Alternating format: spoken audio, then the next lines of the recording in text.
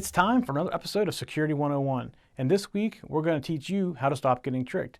Unfortunately, I see it all the time that people are getting tricked by other predators that are online, and what I've often been seeing a lot recently is they're really going old school. And we're going to talk about some of these different ways to get tricked and how to verify that when somebody calls you and says you're having a problem and needs to be fixed, whether it's at home or at work, that they're legit. And most times they're not. So that's an important thing to remember as well. Be skeptical. So I want to talk about a little bit about the going old school and something that I've been seeing a lot here recently and actually have experienced myself some.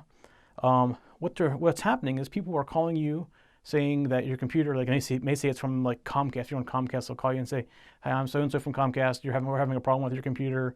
Can we help you fix it?" And most people think, "Oh yeah, sure. I'm causing you a problem. I'm sorry. Let me help you fix it." So they go forward with that. But most of the time, they're not really from Comcast. In fact, unless you know you're having a problem, you should never let anybody on your machine to fix anything for you. Never give anybody access to it remotely as well. And they'll make it really easy. They'll say, "We'll just go to this site and you'll log in and we'll get on and fix it." So they're gonna make it sound really simple. And it really is simple, but the problem is they're gonna install software that says they're fixing you, but they're really infecting you. So that's an important thing to remember. Now, what I've experienced along this same line recently is I've now received 2 different calls through Skype voice, and it's coming from system maintenance. So they're trying to call me to say some kind of system maintenance needs done on your machine. So they're now using Skype in addition to calling on the physical phones as well.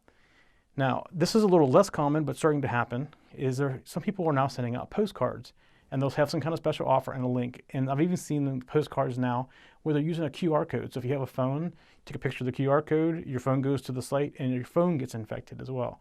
So it's very careful when you get something from somebody that's coming online to get some kind of special deal. If you don't know the company, be very careful and very cautious. If it's a promo code or something like that, that's a different thing, but you just don't type in a random link to go somewhere. So, like I said before, do not trust anybody who says you're going to do maintenance on your machine. First of all, unless you call them first and you call them for help. Another thing to remember, if you're at work and somebody calls you, if it's from your work, they're already going to have an administrator account where they can get on and do maintenance on your machine. They should never ask you for your login name or your password. So basically the rule of thumb is never give out your login name and password. First time somebody asks you for that, that's the first big red flag that you need.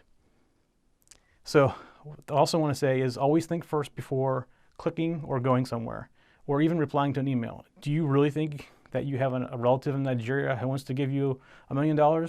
That's probably pretty unlikely. So be cautious of everything that you get, because most of the email and junk mail you get now is scamming somehow to get money out of you. All right, that's it for this week on Security 101. Next week, I said we're going to talk about passwords and how important they are, and strength about passwords and what to do, what not to do, how to keep track of passwords, all that. We're going to cover all that next week on Security 101. We'll see you next week.